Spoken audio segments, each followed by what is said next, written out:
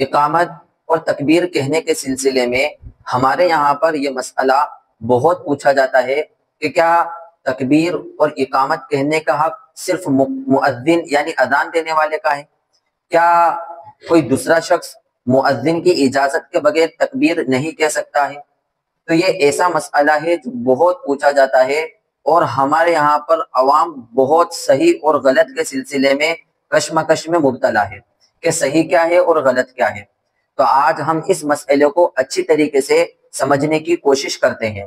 تو میرے عزیز دوستو، مسئلہ یہ ہے کہ پہلی بات تو یہ ہے کہ اقامت اور تکبیر کہنے کے وقت اگر مؤذن اذان دینے والا وہاں حاضر نہ ہو تو کوئی بھی شخص، کوئی بھی مقتدی تکبیر کہہ سکتا ہے، اس میں کوئی حرج نہیں ہے۔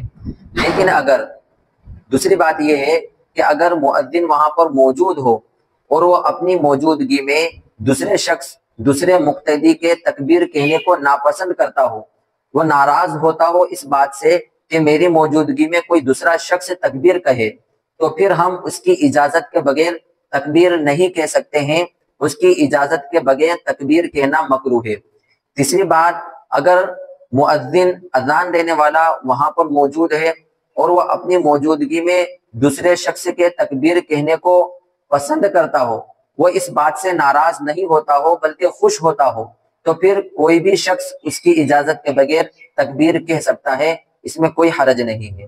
امید ہے کہ آپ اس مسئلے کو اچھی طرح سے سمجھ گئے ہوں گے۔ اللہ تعالی ہم کو عمل کی توفیق عطا فرمائے۔